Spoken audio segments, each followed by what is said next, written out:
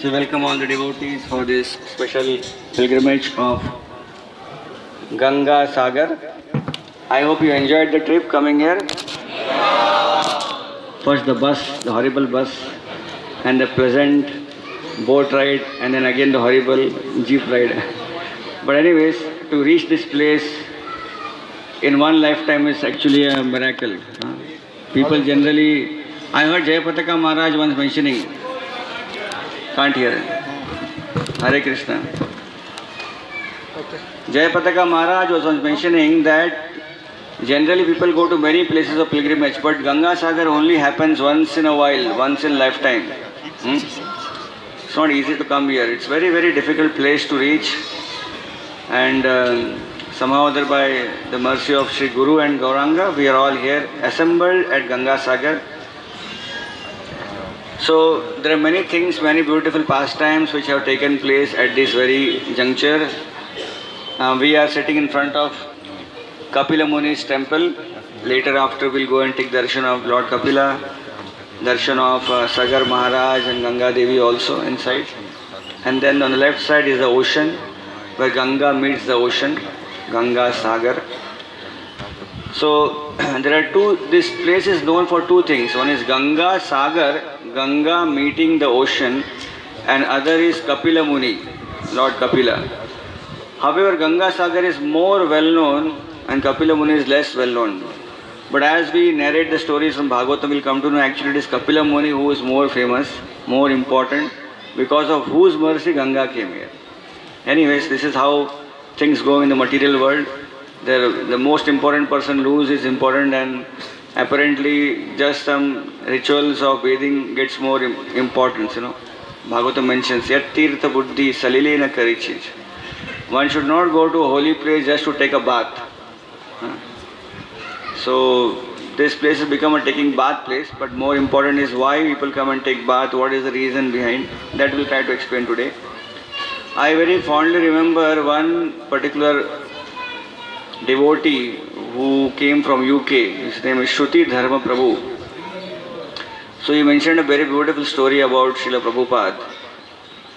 So Shruti Dharma Prabhu was mentioning that in UK, one way of preaching which they try to do is also try to build good PR with other organizations, spiritual organizations, so that our Krishna consciousness movement also gets support from outside. So eventually what happens when ISKCON programs happen, Rath Yatra or Janmashtami in UK, London or Manor, then people from other organizations also come and participate in that. And so in reciprocation, when their programs happen, some of our leaders also go and participate. So one particular time, one very famous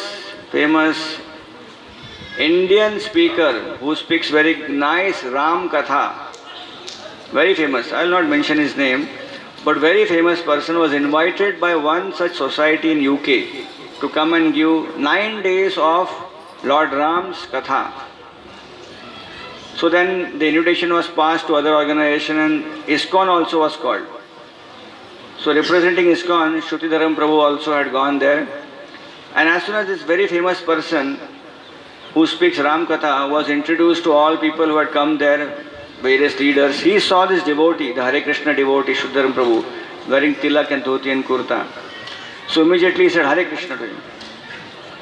And then he called him and he said, I am really appreciating your ISKCON society and especially your Srila Prabhupada.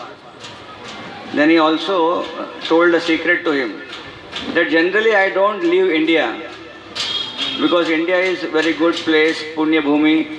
So when I go, I am almost worried when I go abroad. So every time I go abroad, I carry with me Ganga water. Can you imagine someone carrying Ganga water with him on the plane when he travels? And not just the bottle which you have for tilak, not that small. He carries enough.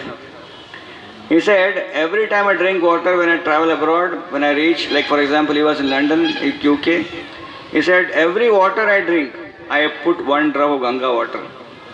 Because I do not know this water is from which place, what vibrations are in this water. I am very much particular about my own purity. I should not lose my purity. So every time I drink water, I drop one water of Ganga Jal, drop, and then I drink. Every time I bathe, I put one drop of Ganga Jal in that water and I take bath. So this was the precaution, he was taking.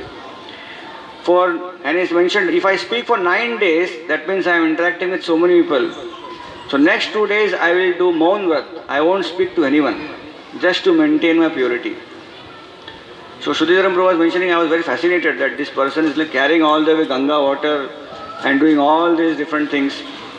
But then he said, very important, but I am amazed, your Srila Prabhupada did not carry any Ganga water. He was going to America without even knowing whom he is going to meet, where he is going to stay, what he is going to eat. This Srila Prabhupada, without drinking Ganga water, he went and purified people. I come here to UK, I am worried about my purity, but he went and purified others. Very well, Srila Prabhupada ki jai. Said, your Prabhupada is the one who is describing Bhagavatam as Tirthi Kurvanti Tirthani. One who goes and makes holy places purified. So he was appreciating Srila Prabhupada's contribution of going and making devotees all over the world and bringing them to the land of India. So we see that how Srila Prabhupada had that potency which Ganga Devi also carries with her. One time Srila Prabhupada was in Prayag Kumbh Mela and he had told all the devotees to go to Kumbh Mela not to take bath but to preach. Because lakhs and lakhs, millions of people come there to take bath, and there are every organization in India, spiritual organization, has its tent and camp in Kumbh Mela. Prabhupada said we should also have a tent and camp and we should also preach.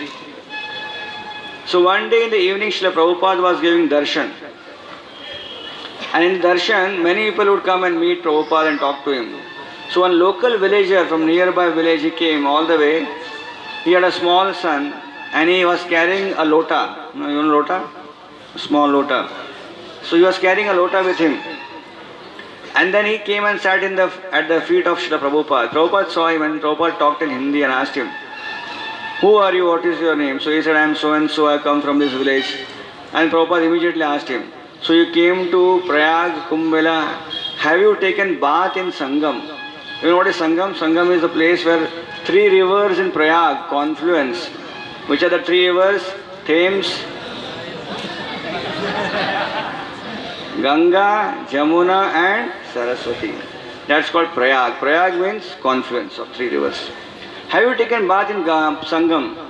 So this person had just come from his village and he had not gone to Sangam. He had directly come to ISKCON tent because that was very fascinating, very attractive.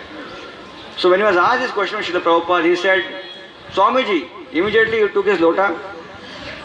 He put all the water in that lota on Srila Prabhupada's lotus feet.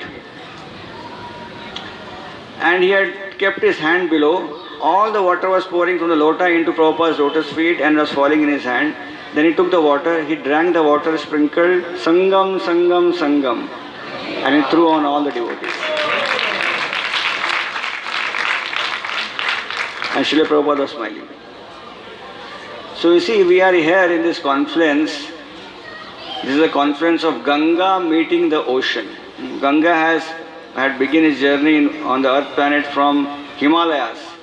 And here is the place she disappears into the ocean. She actually goes to the nether planets, to Patal Loka. So there are beautiful pastimes. It is mentioned that this particular place is more dedicated to Kapila Muni. It is said in 3rd canto of Srimad Bhagavatam, Lord Kapila, who was the son of Mother Devahuti and Kardama Muni. After Kardama Muni Kardama Muni and Devahuti, they gave birth to Kapila Muni. Kardama Muni retired and went to the forest for tapasya. Kapila Muni stayed with his mother Devahuti. And you all know that how Kapila Muni gave instructions on Sankhya philosophy of devotional service.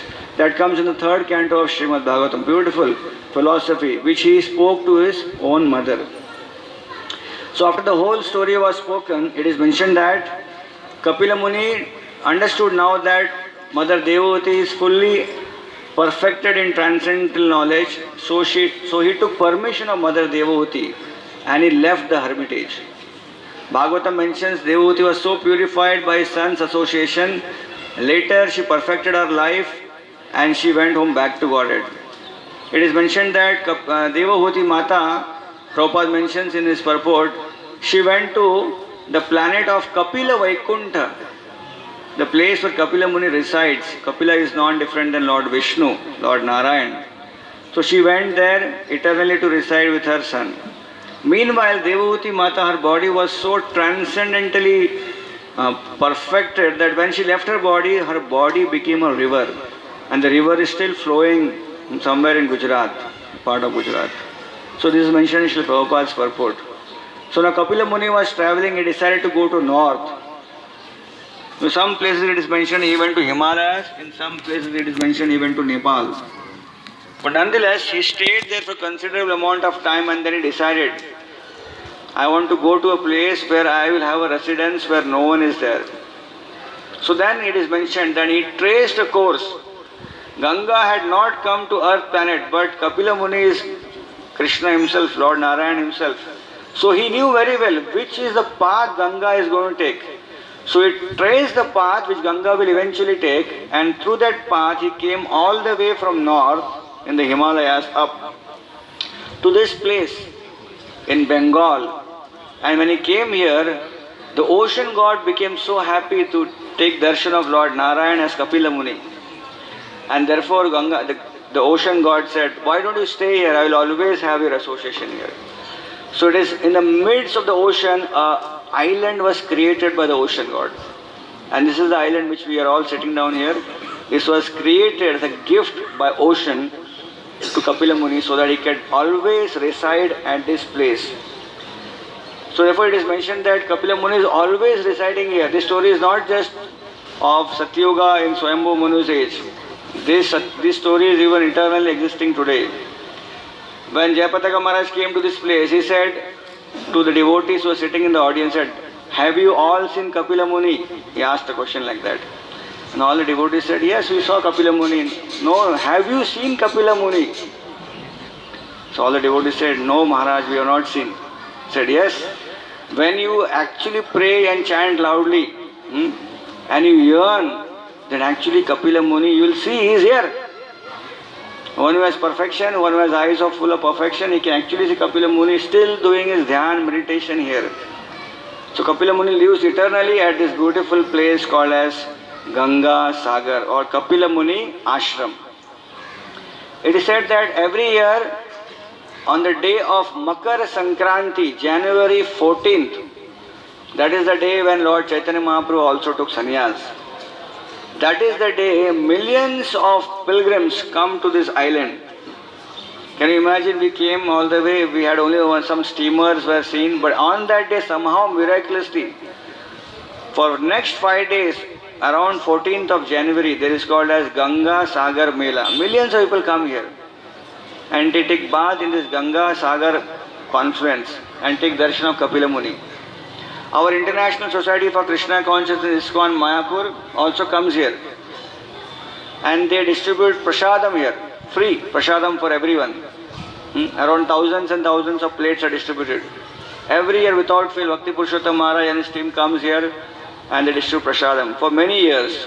And you will be happy to know that the government of Bengal, seeing the beautiful activity of ISKCON Society, doing free prasadam distribution during Ganga Sagar Mela, has given 3 acres of land free for ISKCON to build a temple here.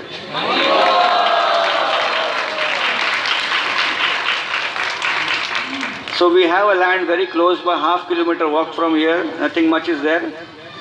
But this land is available and in due course of time, devotees will make a big temple so that next time you come, you can stay here also. So this is something about Ganga Sagar. Lord Balaram also came during his travels to Ganga Sagar here. Lord Nityanand Prabhu also came here. Srila Prabhupada mentions in one of his conversations that when he was a small child, he came with his parents also here. So this place, so many great rishis, munis, pure devotees have visited because this place is very special. So, it is mentioned that the story of Lord Kapila delivering the sons of Sagar Maharaj that comes in 9th canto of Bhagavatam. We mentioned something about this pastime because it has a very powerful connection here. The 9th canto of Bhagavatam mentions about the dynasty of King Rohit. So in that dynasty, great personalities were born. One such personality whose name comes in Bhagavatam is Sagar Maharaj. Not Sagar, sometimes it's Sagar Maharaj. Sagar Maharaj. Why the name Sagar? It is mentioned that Sagar was the son of King Bahuka. And Bahuka and his wife, they were staying in one kingdom. It is mentioned that king was constantly tormented by enemies attacked from all sides. So Bhagavatam mentions he became so much aggrieved by those attacks. He thought, let them have my kingdom, let me get peace of mind and do my bhakti. So he left his kingdom, retired to forest, and he was peacefully performed his devotional service in forest along with his wife. It is mentioned so that in due course of time he became very old and he left his body in the forest. When he left his body, his wife, who was there with him, decided that I will also join my husband and I will give my life away. As she was about to do that, a great sage, Aurva Muni, he came to this place and he stopped the queen and said, you cannot do it. Don't you know that you are pregnant now? And the womb you are carrying a son who is going to be a very great person. So therefore you have to maintain your son, give birth to him, eventually he will become the king. So it is mentioned that she was carrying this son and she was about to give birth. At that time, the other queens, wives of Bahuka, they thought that if this lady, she gets a son, then maybe tomorrow he will become the king of all the kingdom and we will lose chance. We will not be kind of very much respected because we are not the main wife. So they decided to kill the child in the womb. Something similar to Chitraketu Maharaj's story, So they gave poison in the food to the mother. Enough quantity, the mother is not killed but the child is killed. So the mother ate the food along with the poison. But somehow or other the child survived. The child survived and actually after some time the mother delivered a living child. So Aurva Muni knew all this very much by his mystic siddhi. And the child came alive out of the womb. Aurva Muni said, this child has digested the poison. This child is not an ordinary person. This child has come along with poison. So therefore his name will be Sa along with Gara. Gara means poison. Sagar Maharaj. So Sagar means that child who was born along with poison. So Sagar Maharaj, as was foretold, he eventually got the kingdom back and he became the ruler of the entire planet Earth. He became very famous king.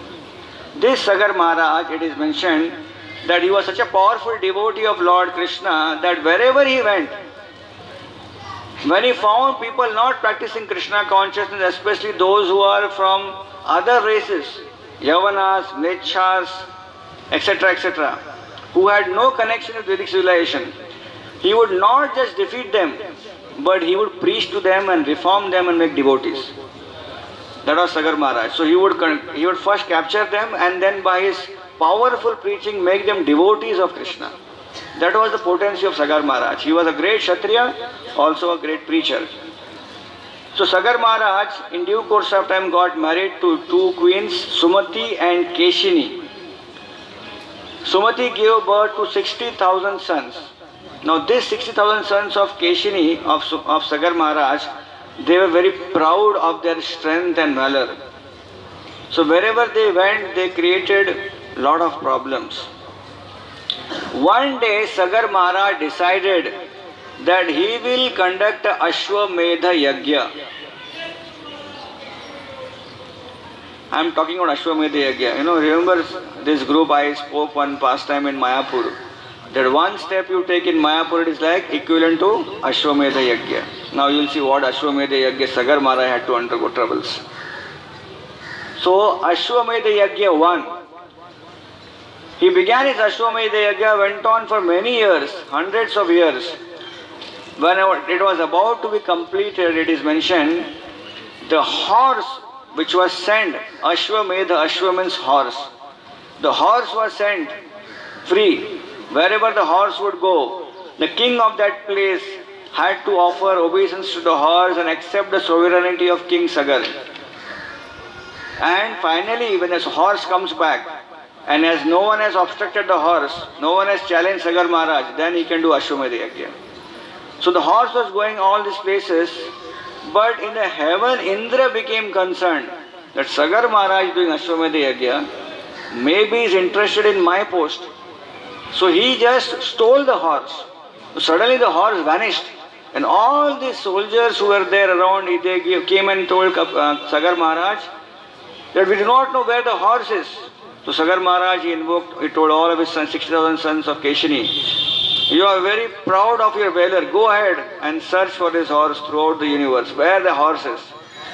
So it is mentioned, Sagar Maharaj's sons, 60,000 of them, they dug a tunnel into the earth planet. They went all over everywhere to search for one horse.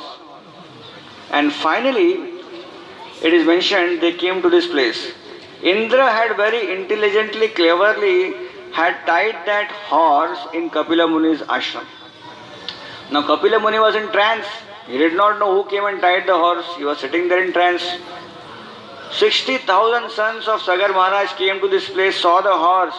Immediately, without even thinking another thing, they immediately proclaimed, here is the thief who has stolen the horse of Sagar Maharaj. They raised their weapon, all 60,000 of them, to kill Kapila Muni. Kapila Muni heard the commotion. He opened his eyes, saw all of them were about to attack him. He just smiled. But because of this great offense to such a great personality, these 60,000 sons of Sagar Maharaj, who had heat in their body, we all have heat in their body, right? Is it not? That heat is now troubling us. Jatra Agni, when is going, Prasad is going to be there, That heat became so tormenting, it became such a powerful heat.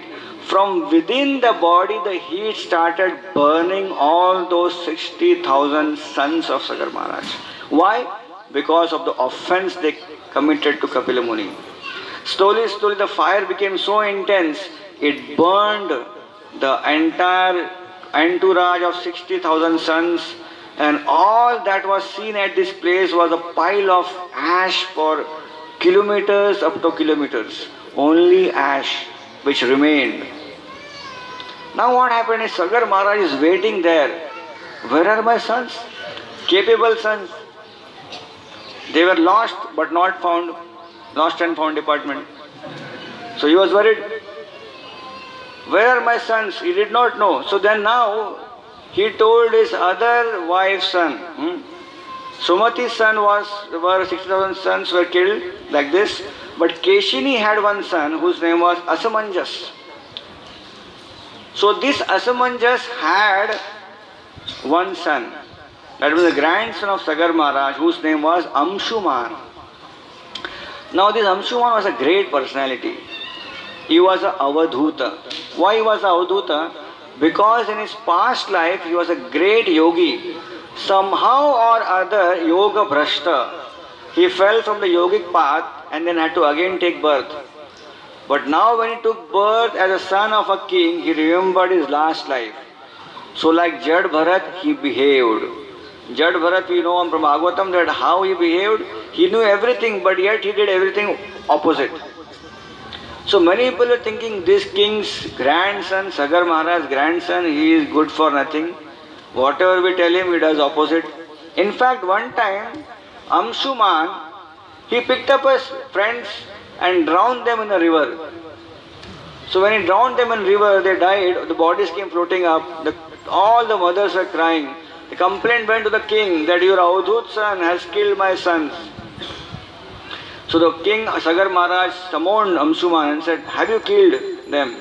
So Amshuman said, well, I killed, but I can revive them also.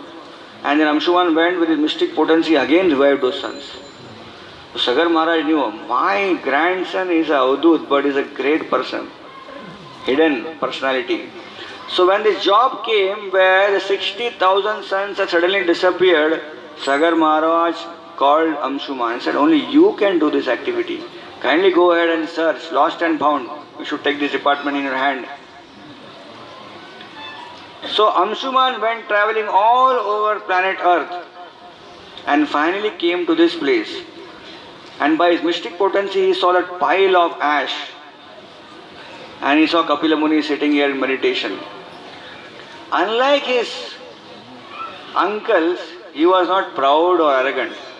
He came here, offered obeisance to Kapila Muni, glorified. It is mentioned in Bhagavatam 9 canto, beautiful prayers of glorification. Amshuman prayed in front of Kapila Muni. Kapila Muni became so happy with the prayers, asked him, what do you want? I want your blessings. He did not ask what he wanted. He said, I just want your blessings. So Kapila Muni taught him the Sankhya philosophy of Krishna consciousness here at this place. And having him blessed, then Kapila Muni understood his inner desire why he has come. And Kapila Muni told him, you come here, you have perfected your life, and now by your mercy in your lineage, the whole dynasty will be perfected. So he said, since you have come here, I will tell you, here is the horse in my ashram that belongs to your grandfather Sagar Maharaj. Take it back. Perform Ashwamedha Yajna. Complete the Yajna. And the pile of ash you can see, they are nothing but your uncles, 60,000 of them. So if you want to deliver them, you will have to get Ganga from upper planets to earth planet and let the Ganga flow here. As soon as Ganga touches them, immediately what will happen? They will be delivered. So these two important messages, Amshuman went back to the kingdom of Sagar. Sagar Maharaj got the horse. He performed one Ashwamedha Yajna, and later it is mentioned Sagar Maharaj decided to retire.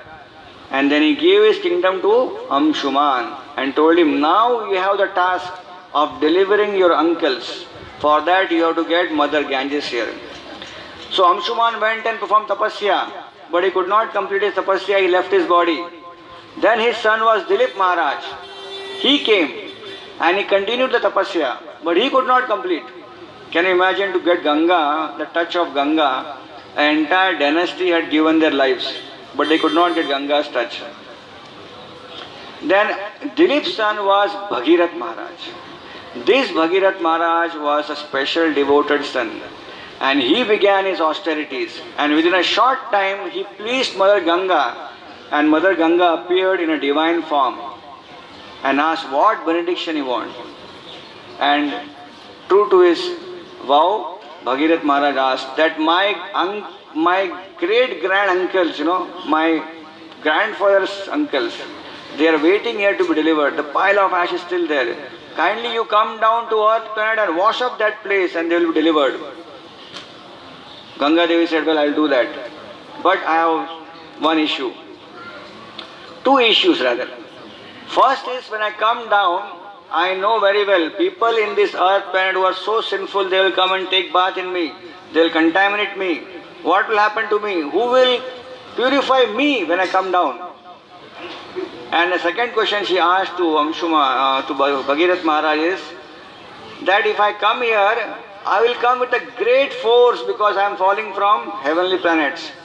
If no one holds me, I will actually pierce earth planet and go down in the nether planets. So this question you have to answer, then I will come down. So immediately Bhagirath Maharaj said, you don't have to worry. I know very well, in the Shastra it is mentioned, when great pure devotees will come to your river and take bath, by their association your sins will be completely vanquished, which were accumulated because of people's bathing you. You will be constantly purified with pure devotees coming and take bath in you. With this I remember one nice story which is mentioned in the Skanda Puran. It is mentioned that when Lord Krishna was in Dwarka and he decided to complete his pastimes and go back to Golok Vrindavan, in disguise many great persons came and took blessings of Lord Krishna. Ganga Devi also came. And Ganga Devi asked Lord Krishna, you are going away now. I will also join you because Kali Yuga is coming. In Kali Yuga, people, we have so much sinful activity. They will especially come to me only to get purified and deliver the sins to me. One pointed at a focused attention. They will come to just get purified. So I am worried about me. What will happen to me? And she also mentioned that Yamuna got so much of chance to bathe in you, to see your sporting activities in Vrindavan. I never got a chance. So kindly, you take me along with you to Golok Vrindavan. And Lord Krishna said, don't have to worry. In the next Yuga of Kali Yuga, I will come as Lord Gauranga Mahaprabhu. And I will appear on the banks of your Ganga, your waters. And just like I performed pastimes on the banks of Yamuna and Krishna Leela, in Chaitanya Mahaprabhu Leela and Gauranga Leela, I will perform pastimes on your banks. So in this way you will be able to see my pastimes, my Leelas. Also, you do not worry, because soon, in future, my one great devotee will come. He will go all over the world and preach. And he will make pure devotees all over the world. And then they will come and take bath in Ganga, your waters, and give association to you and purify you. So who is that devotee? Prabhupada ki. Yeah. So Jayapataka Maharaj was mentioning one nice thing. So when we go and take bath in Ganga, we should not think we are those pure devotees, In fact, we should go there and we should chant Gauranga. So by hearing Gauranga's name, Ganga will remember Gauranga Mahaprabhu and she will be very happy. So in this way we can please Mother Ganga. So this is one thing I just took a detour.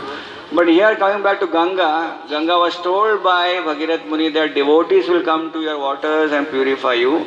And regarding the force, I will invoke the mercy of Lord Shiva. And Lord Shiva will hold you. Then Bhagirath Muni went to Lord Shiva, performed tapasya, austerities to actually invoke mercy of Lord Shiva. And after some years, Lord Shiva became very happy and said, what do you want? Said, I had taken a task of invoking Ganga on earth planet, but there is someone who has to be Gangadhar. One who holds Ganga, and you have that potency. So Lord Shiva agreed, and when Ganga fell from upper planet down to this earth planet, it was Lord Shiva who actually held Ganga in his matted locks. And then Ganga said, I am going to flow now away from Lord Shiva's head, but then you have to guide me. So Bhagirath Muni, he took his chariot and he was driving, and behind him was Ganga flowing. He was showing the way, he was a route coordinator. So he was showing the way, and finally it is mentioned Lord Kapila Muni Bhagirath Maharaj came to this place, and the water of Ganga just touched the huge pile of ash, and immediately all the 60,000 sons of Sagar Maharaj were delivered.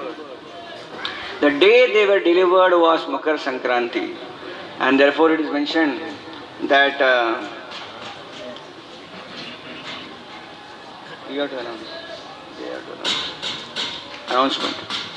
So the day they were delivered was a day of Makar Sankranti. So therefore there is a tradition that every year on Makar Sankranti, what happens is thousands of pilgrims come here to take bath, to get delivered. So this is something about the pastimes of Sagar Maharaj, and there are so many wonderful pastimes. We know how Ganga Devi appeared in this universe. Lord Vaman Dev, when he extended his 3 legs, one leg pierced the shell of the universe, and the Viraja river came flowing inside the universe through the legs of Vaman Dev. That's called Ganga, as Charnamrit came inside. Brahmaji collected all the Ganga water in Kamandalu, and from there she flew into the heavenly planets as Mandakini river. And because of Bhagirath's mercy, then the same Mandakini river became Bhagirathi Ganga in the earth planet. And then from here she goes into the nether planet Swatal region as Bhogavati Ganga. So great contribution is given to Sagar Maharaj dynasty for getting Ganga here. It is actually Kapila Muni's idea to get Ganga here, and because of which we are getting the mercy of Ganga all through from Himalayas. Ganga is flowing through Haridwar, Prayag, Banaras, Patna, Kanai Natshala, then comes all the way to Mayapur, and from Mayapur to Howrah, Calcutta, and here in Ganga Sagar, Ganga meets the ocean. So there are many beautiful pastimes of Ganga. Time is very short, and distance is long to be covered, and there are many more things, but now the time is now ripe for taking bath in Ganga. So there are important instructions to be given by our Dham Sevaks. Please kindly hear them, because this is the only time we are going to meet. Afterwards we'll be all scattered. We won't be able to listen to any announcements. So the announcement is pertaining to tomorrow and today also. Hare Krishna. Srila Prabhupada ki jai. Ganga Sagar ki jai. Lord Kapila Muni Ashram ki jai. Srila Prabhupada ki jai.